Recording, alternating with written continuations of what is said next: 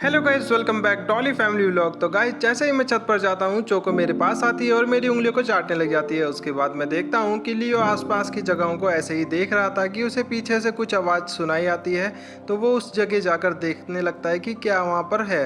इस वजह से, क्योंकि आजकल यहाँ पर थोड़े बहुत चूहे हैं, जिस वजह से कभी कभी ये लोग उन्हें पकड़ कर मार देते हैं। और साथ ही उसका पीछा करते हुए चोको भी चली जाती है। और चोको को मैं जैसे ही बुलाता हूँ वो मेरे पास पास आती है। और चोको बहुत ज़्यादा ही समझदार है और ये अभी से ही लगभग 2 महीने की हुई है और ये अभी से हेलो करना और साथ ही बहुत सी बातों को मानने भी लगी है। साथ ही इसको अपना नाम बहुत ज़्यादा पसंद है, जिस वजह से एकदम से जब भी कोई इसे चोको बुलाता है तो ये एकदम से उसके पास आ जाती है। और इसको खेलना बहुत ही ज़्यादा पसंद है। ये बिल्कुल ही रुक्सी की ट्रू कॉपी है और इसको खेलना कूदना और चीज़ों को सीखना बहुत ज़्यादा ही पसंद है। और साथ ही इसके जो पैर हैं बहुत ज़्यादा ही सॉफ्ट हैं और ये बहुत ज़्यादा ही कमाल की है।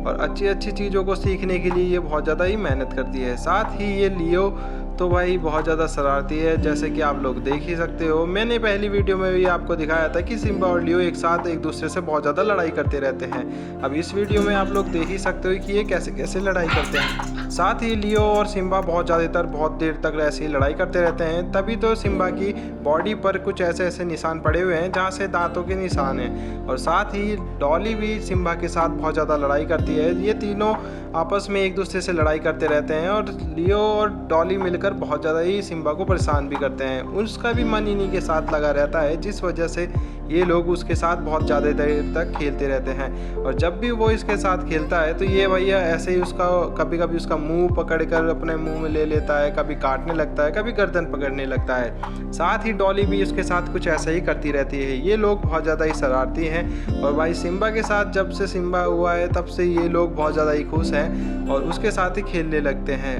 ये ज़्यादातर उसे सोने नहीं देते क्योंकि उसके साथ खेलना इन लोगों को बहुत ज़्यादा ही पसंद है। और भाई ये उनकी प्रोटेक्ट भी करते हैं दूसरे आसपास के लोगों से भी। अगर कोई रैंडम बंदा घर पर आता है या फिर कोई पपी अगर आसपास का गांव का कोई आ जाता है तो ये एकदम से उसे काटने को आ जाते हैं कि कहीं बच्चे को कुछ दिक्कत ना हो जाए। और बात करें चोको की तो चोको भाई बिल्कुल ही ट्रू कॉपी है रुक्सी की। रुक्सी के साथ उसे खेलना बहुत ज़्यादा ही पसंद है। और रुक्सी हमारे साथ बॉल खेल रही थी तो ये भी आराम से आ जाती है और उसके साथ खेलने लगती है। कभी कभी रुक्सी की पूंछ पकड़ती है तो कभी उसके कान पकड़ के खींचने की कोशिश करती है। साथ ही इसको भी बॉल खेलना बहुत ज़्यादा पसंद है। जब भी मैं इसको बॉल दे रहा था तो एकदम से जंप कर रही थी और अपने दांतों से बॉल पकड़ने की कोशिश कर रही थी। और ये बहुत ज़्यादा ही खुश थी, जिस वजह से आसपास कूदने लगी और ऐसे ही खेलने लग जाती है। जब भी इसका मूड अच्छा होता है तो भाई ये बहुत ज़्यादा ही खेलने लगती है और बहुत सी चीज़ों को सीखने की कोशिश भी करती है। ये बहुत ज़्यादा ही एक्टिव है और बहुत ही जल्दी चीज़ों को सीख भी लेती है। जब भी मैं बॉल फेंक रहा था तो ये अपनी माँ के साथ ऐसे ही भाग भाग के जा रही थी और साथ ही बॉल को ले लेके आने की कोशिश कर रही थी। बात ही करें रुक्सी की तो रुक्सी अब पहले से बहुत ज़्यादा ही तेज़ हो चुकी है, क्योंकि बीच में जब ये माँ बनी थी तो ये ज़्यादातर खेल नहीं करती थी और थोड़ा एक्टिव नहीं थी, जिस वजह से हम लोग इसकी वीडियो नहीं डाल रहे थे।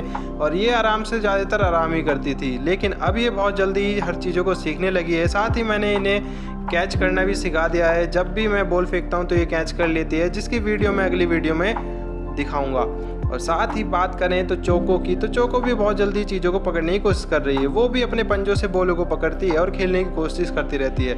ये भाई सिम्बा आ जाता है हम लोगों को खेलता हुआ देखकर, तो वो भी देखता है कि ये लोग कर क्या रहे। तो पहले तो ये सिर्फ बॉल को देखता रहता है और उसके बाद रुक्सी को ऐसे ही खेलते हुए देखता रहता है। वो देखता है कि ये क्या कर रही है, जिस वजह से उसको थोड़ा बहुत जो समझ में आता है वो सब करने लग जाता है। जब मैं बॉल फेंकता हूँ तो रुक्सी अपना बॉल पकड़ के लाती है और मुझे दे देती है। फिर उसके बाद अब सिम्बा भी हमारे साथ ऐसे ही खेलने लग जाता है। उसको भी अब समझ आ गया था कि हम लोग खेल रहे हैं, तो उसे भी ऐसे कूदते हुए बहुत ज़्यादा ही अच्छा लग रहा था और बहुत देर तक वो भी अपनी माँ के साथ ऐसे ही खेलता रहता है। फिर मैं बॉल फेंक देता हूँ और रुक्सी के पास सिम्बा जाता है और उसकी बॉल पकड़ने की कोशिश करता है, लेकिन रुक्सी को ये बिल्कुल ही पसंद नहीं है कि कोई उसकी बॉल छीने, जिस वजह से सिम्बा वहाँ से हट जाता है और पीछे हो जाता है। और सिम्बा मुझे देखता रहता है कि मैं अगली बॉल कब फेंकने वाला हूँ और उसके बाद वो एकदम से बॉल पकड़ने जाएगा।